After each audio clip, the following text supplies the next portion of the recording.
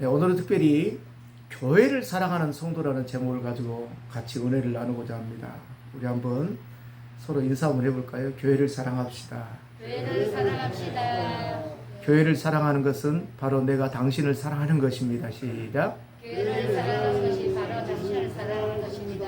할렐루야. 아멘. 네. 여러분, 교회를 사랑하는 것은 우리 성도들을 사랑하는 것입니다. 아멘. 어느 교회 여름 성경학교가 바로 시작되기 바로 직전입니다. 그래서 어느 한 40세 정도, 40 정도 되는 그 우리 성재 집사 같은 성도가 담임 목사님을 찾아왔습니다. 목사님, 제가 이번에 여름 성경학교 때 꼭 봉사를 좀 하고 싶습니다. 그러니까 목사님이 깜짝 놀랐습니다. 그러면서 그 집사의, 그 성도의 이야기를 계속 듣습니다. 목사님, 제가 능력이 없어서 애들을 가르칠 만한 입장은 못 되지만 얘들의 그 여름 성경학 때 작은 봉사라도 꼭 하고 싶습니다. 그러니까 목사님이 안도를 했어요. 제가 뭘 하고 싶냐면 우리 학생들에게 물을 나눠주는 일을 제가 하고 싶습니다. 그러니까 목사님이 얼마나 기뻤던지. 사실 그 젊은 성도는 가르칠 만한 능력이 전혀 되지 않았던가 봐요. 그래서 혹시나 목사님은 그 젊은 성도가 와가지고 목사님, 나 주일학교 학생들 좀 가르치겠습니다. 저를 교사로 좀 세워주십시오. 아까 싶어 걱정을 했는데 자기 분수를 너무나 잘 알고 제가 학생들에게 물을 나눠주는 일을 좀 하고 싶습니다. 라고 했답니다. 그러니까 목사님 흔쾌히 허락했습니다. 그러니까 이 젊은 그 성도가 분말 주스를 가지고 얼음을 띄어서 애들을 물을 나눠주는데 너무 잘하더라는 거예요. 제가 갑자기 여러분들에게 이 말씀 드리는 것은, 여러분, 교회는 봉사할 자리가 많이 있어요, 없어요? 있습니다. 많이 있어요. 많이 있는데 만약에 자기에게 주어지는 은사가 달란트가 없는데도 불구하고 꼭 그것을 자기가 하고 싶다든지, 분명히 어떤 사람은 가르치고 또 지도할 만한 달란트가 있음에도 불구하고 하지 않는다든지, 도무지 달란트가 없는데도 불구하고, 가르칠 만한 달란트가 없는데도 불구하고 가르치겠다고 한다든지, 그러면 굉장히 문제가 되겠지요. 여러분, 그래서 교회는 어떤 사람들이 많아야 되냐면 자기 분수를 알고 자기에게 주어진 달란트가 무엇인지를 깨닫고 그 분야에서 봉사하려고 하는 성도들이 많이 있어야 된다는 거예요. 우리 한사람교회가 그런 분들 되기를 축복합니다.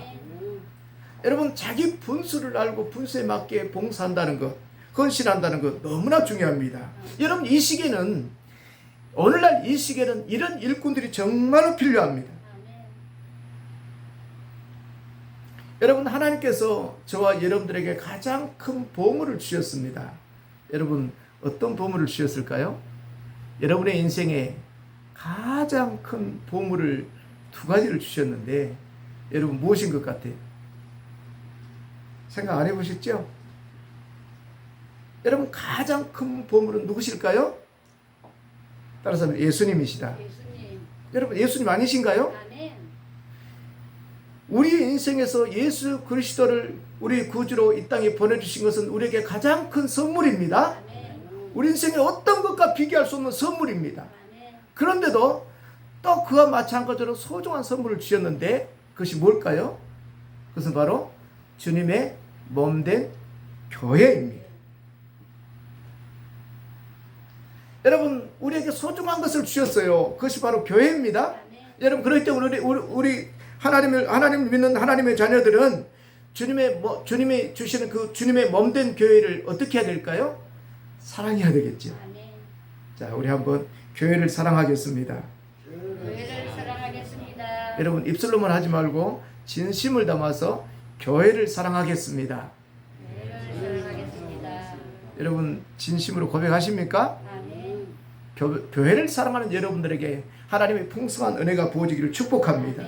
여러분, 로마의 33대 그 황제였던 발레리아누스, 좀 발음하기가 좀 쉽지가 않아요. 발레리아누스라는 사람이 활동할 때였습니다.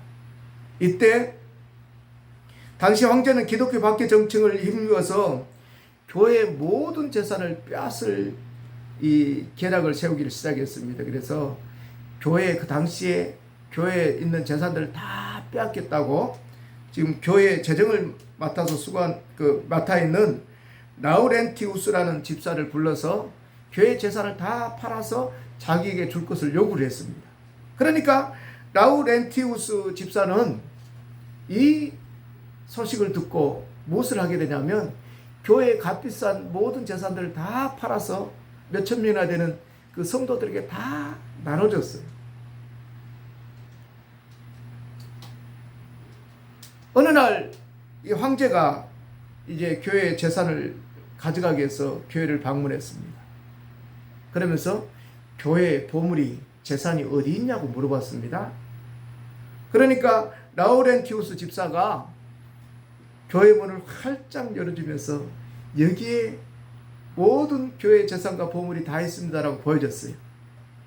그러니까 보여주니까 그 안에 뭐가 있냐면 앞을 못 보는 사람, 말을 못하는 사람, 또 뭐 장애인들, 거린들, 병자들, 고아, 가부 이런 사람만 가득 채워져 있는 거예요. 그러면서 이 집사가 하는 말이 이분들이야말로 우리 교회의 재산이고 우리 교회의 보물입니다 라고 했답니다.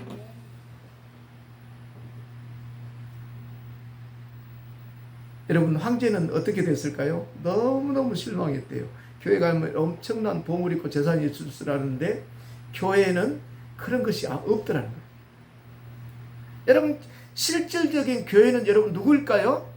저와 여러분들이 교회인 줄로 믿습니다. 여러분 그렇기 때문에 우리는 교회의 뭘까요? 재산이고 보물입니다. 우리 한번 따라 우리는 교회의 보물입니다. 여러분 저와 여러분들이 교회의 보물인 것을 믿으십니까? 그렇기 때문에 만약에 우리가 하나님을 사랑한다면 저와 여러분들이 하나님을 사랑하신다면 누구를 사랑해야 될까요? 교회를 사랑해야 됩니다. 오늘 읽은 본문에도 예루살렘을 사랑하는 귀한 시편의 기자의 모습을 소개하고 있습니다. 여러분 구약의 예루살렘은 하나님의 임재를 상징하는 곳이기 때문에 굉장히 중요한 표현입니다. 여러분 예루살렘을 사랑하는 것은 곧 하나님을 사랑하는 것이라는 거예요.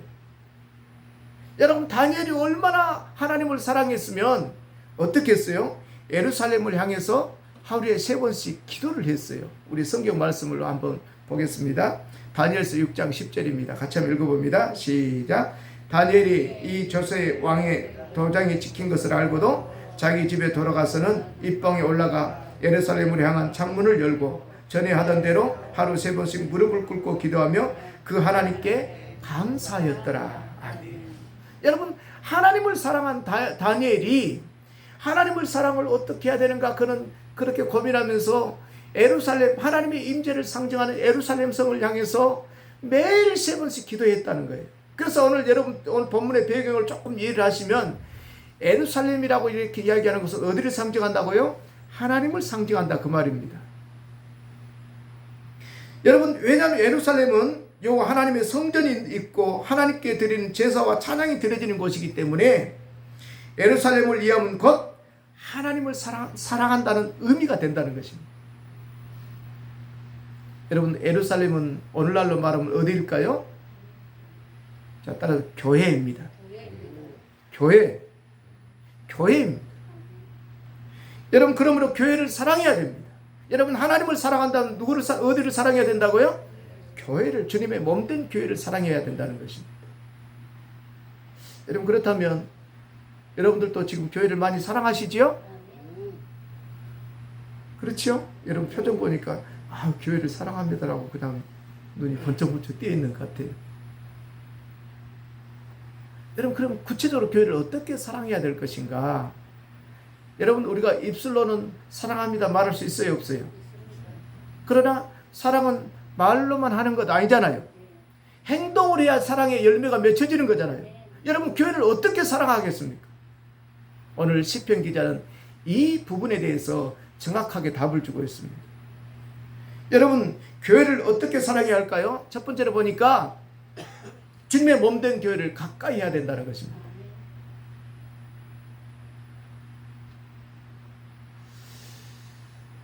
여러분 사랑하는 사람과 사랑하는 사람이 있다면 여러분 가까이 하고 싶어요, 안 하고 싶어요? 하고 싶지요.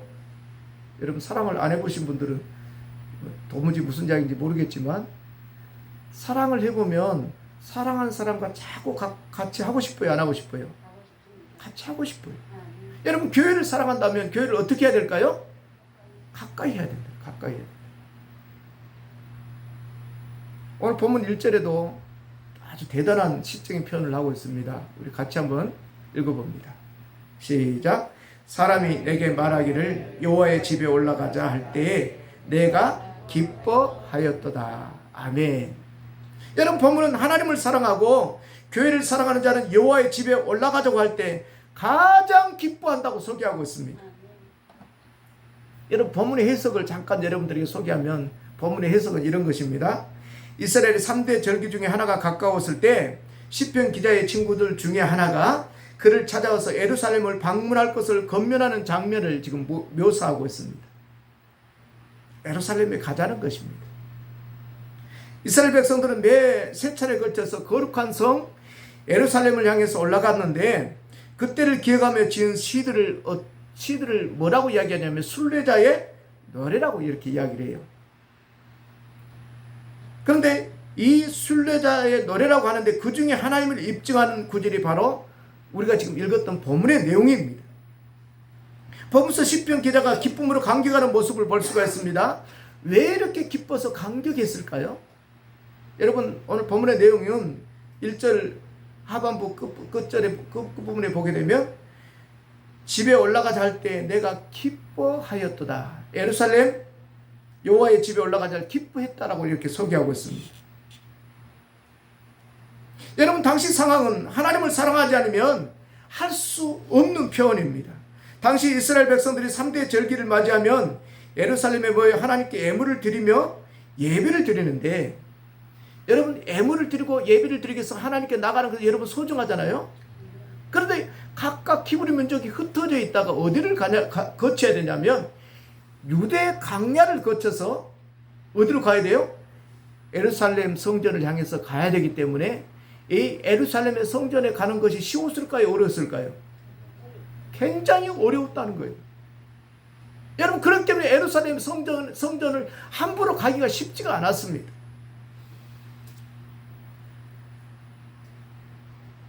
그러나 하나님을 사랑하는 사람은 어떨까요? 거기에 예루살렘을 향해서 가자고 하니까 하나님의 집에 가자고 하니까 어떤 마음이 주어졌다고 했어요? 기쁜 마음이 주어졌다겠지요. 쉽게 표현하면 하나님께 예배드리러 가자고 할 때 여러분 기뻐야 돼요? 슬퍼야 돼요? 기뻐야 된다는 거예요. 지금 이 말씀을 하고 있는 것입니다.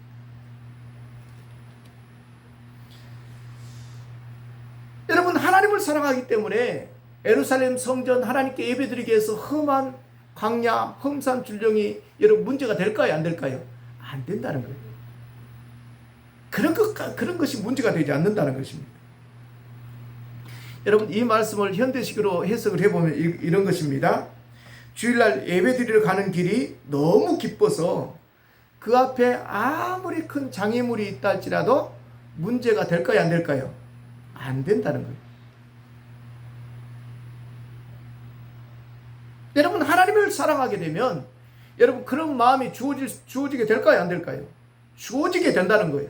저와 여러분들 그런 마음으로 가득 채워지기를 축복합니다. 하나님께 예배드리러 하나님을 사랑하기 때문에 하나님께 예배드리러 가는 이 시간이 여러분들에게 가장 기쁨이 되어야 됩니다. 여러분 그렇기 때문에 시편 16편 8절과 9절에는 이러한 고백을 하고 있습니다. 같이 한번 읽어봅니다. 시작.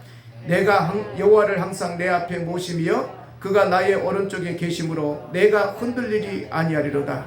이러므로 나의 마음이 기쁘고 나의 영도 즐거워하며 내 육체도 완전히 살리니. 아멘.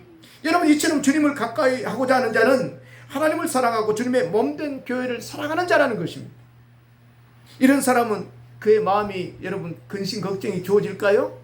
기쁘다는 거예요. 기쁘다는 거예요. 기쁘기 때문에 마음도 기쁘고 육체도 기쁘고 그래서 건강해진다는 것입니다. 여러분 교회를 가까이 하는 것은 성도의 의무일까요? 의무가 아닐까요? 의무입니다. 모든 예배에 공적으로 출석하는 것은 성도의 의무입니다. 그러나 오늘 시편에서 소개하고 있는 것처럼 예루살렘을 향하여 가려가면 유대 강야가 있지 않습니까? 어려운 일들이 있다는 거예요. 하나님의 교회에 가려고 하면 일도 있죠, 행사가 있죠, 날씨가 뭐 비 오는 날은 또 가기 싫어지죠, 컨디션이 뭐 좋고 나쁠 수가 있죠, 또 뭐 가깝기 때문에 멀기 때문에 여러 가지 뭐 이유들이 있을 수가 있습니다. 그러나 하나님을 사랑하고 교회를 사랑한다면 이런 것이 문제가 돼요, 안 돼요? 안 된다는 거예요, 안 된다. 먼 거리도 문제가 될 수가 없어요. 코로나19 질병도 문제가 될까요, 안 될까요? 문제가 될 수가 없습니다. 누구를 사랑하면은요? 하나님을 사랑하면. 하나님을 사랑하면, 주님의 몸된 교회를 사랑하면 그렇다 그 말입니다. 여러분, 교회 생활이 여러분 왜 중요할까요? 여러분, 교회 생활이 중요하다고 생각하시지요? 왜 교회 생활이 중요한 것 같아요?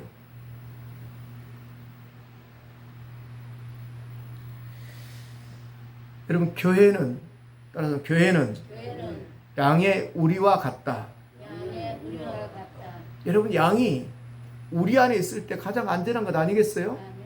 여러분, 그래요, 안 그래요? 양이 들판에 있다가 사자에게 물릴 수도 있고 사자에게 죽일 수도 있지만 주인이 보호하는 우리 안에 있게 되면 가장 안전한 것입니다. 여러분, 교회를 멀리하면 100% 세상이라는 일에게 잡혀먹힙니다. 여러분, 교회를 떠나게 되면 믿음 생활을 잘 할 수 있어요, 없어요? 죄송해요, 잘 할 수 없습니다.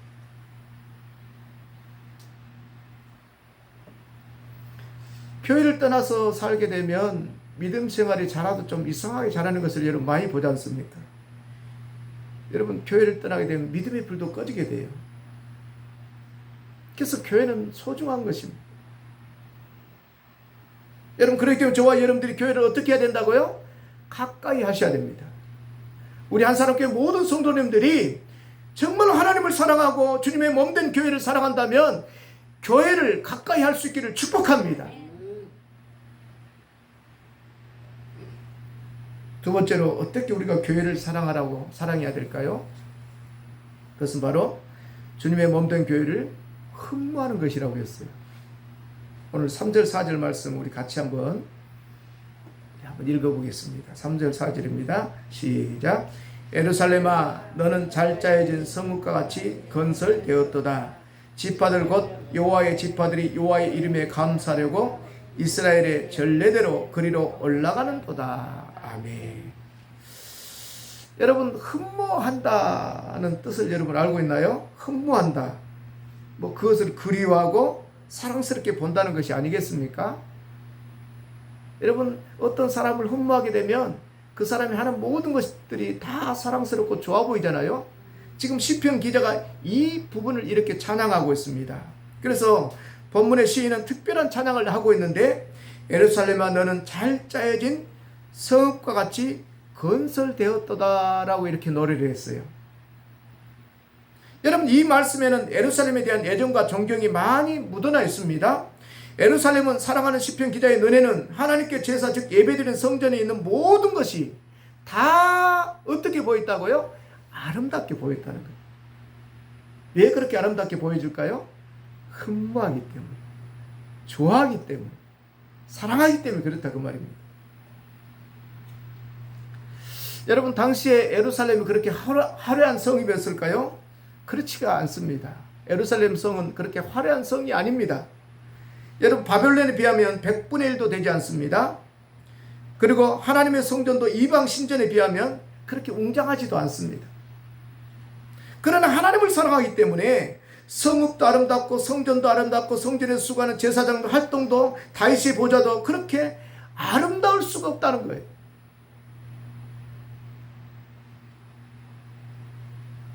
여러분, 하나님을 사랑하고 주님의 몸된 교회를 사랑한다면 이렇게 보는 것이 정상일까요, 아닐까요? 정상입니다.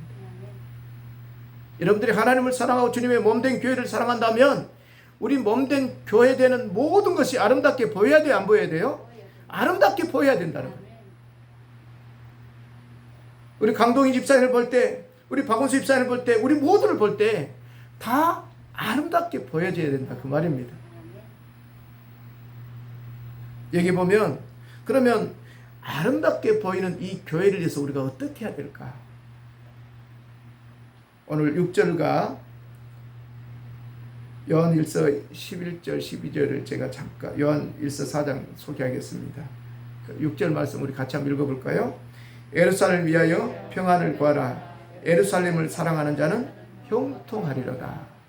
예루살렘을 사랑하는 자는 형통하다고 했어요? 형통하지 않는다고 했어요? 형통하다고 했어요. 즉 말하면 하나님을 사랑하고 주님의 몸된 교회를 사랑하는 자들은 형통해진다 그 말씀입니다. 그런가 요한일서 4장 11절과 12절 말씀 봅니다. 같이 한번 읽어봅니다. 사랑하는 자들아 하나님이 우리를 사랑하셨은즉 우리도 서로 사랑하는 것이 마땅하도다. 어느 때나 하나님을 본 사람이 없으되 만일 우리가 서로 사랑하면 하나님이 우리 안에 거하시고 그의 사랑이 우리 안에 온전히 이루느니라. 아멘. 여러분 하나님을 본 사람은 없습니다. 그러나 우리가 서로 사랑하면 어떻게 된다고 했어요? 우리가 서로 사랑하면 하나님이 우리 안에 거하신다고 했어요. 여러분 하나님을 사랑하는 사람들은 하나님의 자녀된 우리 모두를 사랑해야 될 줄로 믿습니다. 사랑스럽게 보여줘야 됩니다.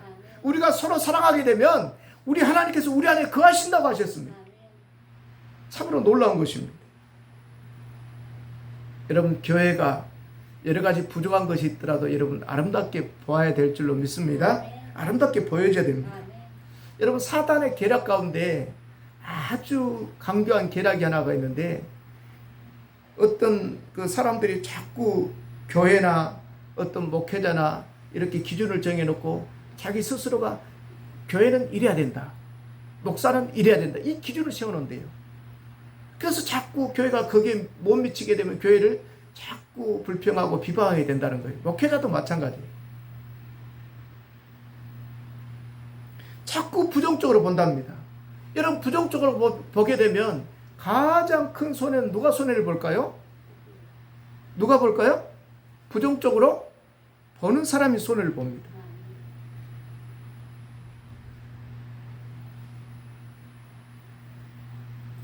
여러분 목사가 다 똑같은 목사라면 이 세상에 많은 목사가 필요할까요? 안 할까요? 필요 없습니다. 한 분이면 족합니다. 여러분 그러겠죠? 목사가 똑같은 모습으로만 있게 된다면 한 분만 있어도 돼요. 그래서 방송 틀어놓고 가게 되면 한 분만 가지고 전국 다 할 수가 있어요. 여러분 그런데 목회자들마다 다 은사가 다르잖아요. 사명이 다 다르잖아요. 하나님이 쓰시는 방법도 다 달라요. 여러분 그렇기 때문에 이래야 된다고 생각하는 건 그건 잘못된 것입니다. 교회도 마찬가지입니다. 교회도 교회들이 하나님께서 교회를 주신 사명이 다 다릅니다.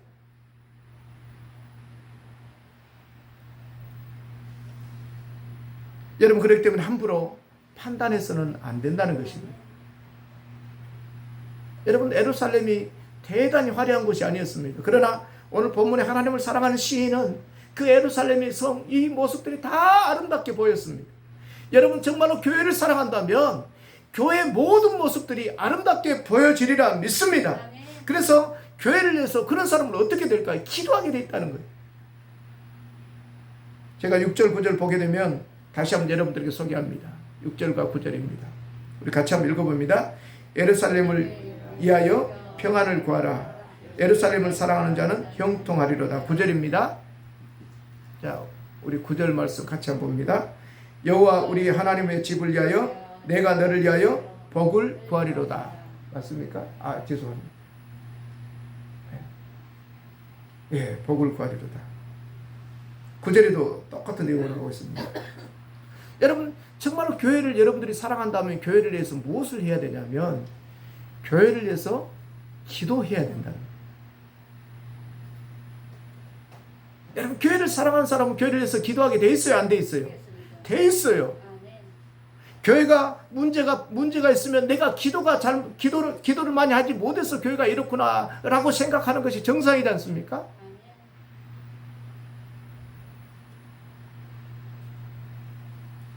여러분이 혹시나 여러분 교회가 완전할 수가 없죠. 지상교회는. 지상교회는 완전한 교회가 아닙니다. 완전해져 가는 교회입니다. 여러분 그렇기 때문에 교회는 사람들이 모여있는 곳이기 때문에 다 문제가 다 있습니다. 그러나 교회의 부족한 모습이 보이게 되면 여러분 어떻게 생각을 해야 될까요? 내가 기도하지 못해서 교회가 이렇다. 자신을 돌아봐야 된다는 거예요. 사랑하는 성도 여러분, 우리는 교회를 정말로 사랑한다면, 주님의 몸된 교회를 사랑한다면 교회를 위해서 어떻게 해야 될까요? 기도해야 됩니다. 여러분 그렇게 기도하는 자는 형통하리라고 이렇게 말씀하셨습니다. 마지막으로 교회를 어떻게 우리가 사랑하라고 말씀하셨을까요? 주님의 권세에 순복해야 된다는 것입니다. 이것은 다른 말로 하게 되면 교회 권세에 순복해야 된다. 우리 한번 따라서 해볼까요? 교회의 권세에 순복해야 된다. 주님의 권세에 순복해야 된다. 여러분 오늘 본문 5절 말씀은 좀 특별한 내용을 이렇게 소개하고 있어요. 5절 우리 같이 한번 읽어볼까요? 5절입니다. 시작. 거기에 심판의 보좌를 두셨으니 곧 다윗의 집의 보좌로다. 아멘. 여기 조금 우리가 좀 살펴볼 필요가 있습니다. 여기 보좌란 하나님의 공의를 집행하는 자리란 뜻입니다. 즉 일반적으로 보좌는 왕의 자소를 가리키는데 여기서는 그런 의미가 아니라 심판관, 재판관이 앉는 자리라는 것입니다. 그래서 본문은 다윗의 집의 보좌라고 이렇게 말씀하고 있습니다. 다윗의 집의 보좌. 즉 예루살렘에는 다윗의 궁전도 있었는데 다윗의 정권은 세상 정권과는 달리 신정 정치라는 점에서 하나님의 나라를 상징합니다. 여러분 사사 시대는 신정 정치가 이루어졌잖아요. 사사를 세워서 하나님이 통치한 나라. 그러나 왕이 세워졌음에도 불구하고 다윗이 그 왕으로 했을 때는 신정 정치가 이루어졌습니다. 왜 그랬어요? 철저하게 다윗은 하나님께 기도했기 때문에 그렇습니다. 하나님께 묻고 하나님의 뜻을 구하고 하나님께서 허락하신 대로 그가 통치를 했기 때문에 신정 정치가 이루어졌습니다.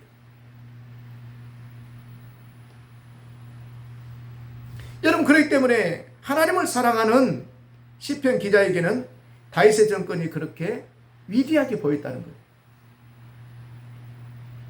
이처럼 교회는 하나님의 통치하는 곳입니다. 여러분 그렇지 않습니까?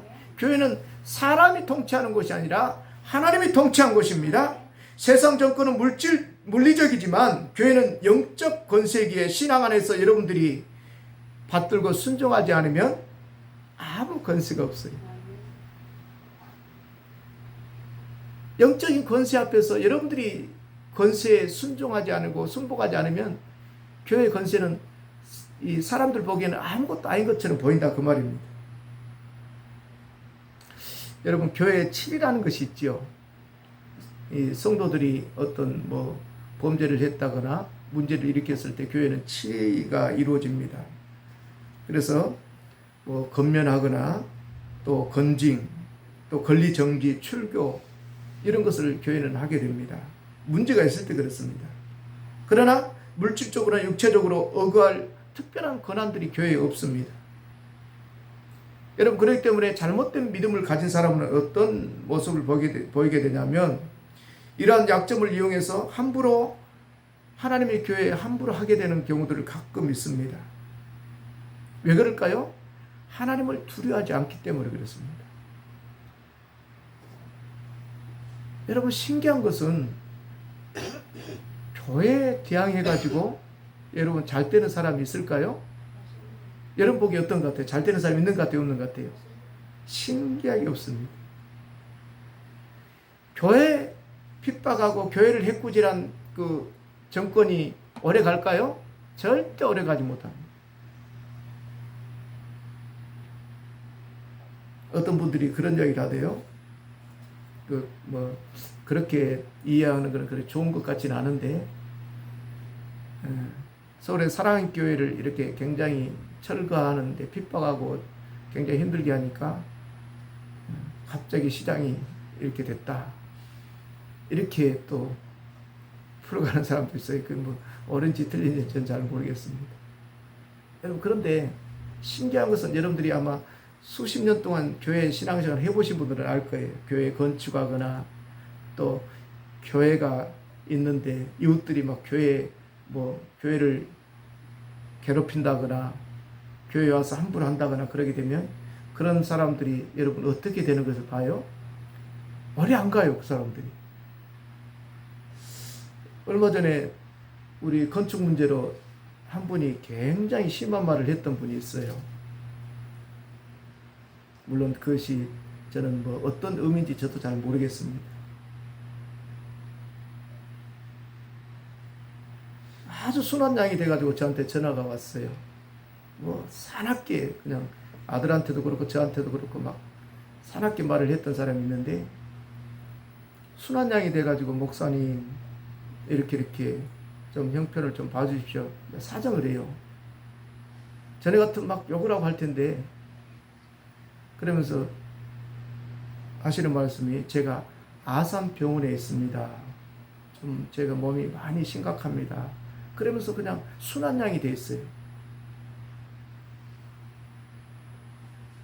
여러분 무엇 때문에 저는 그런지는 모르겠습니다만은 여러분 교회를 박해하고 교회를 핍박하는 그런 정권이나 그런 사람들은 잘 돼요, 안 돼요?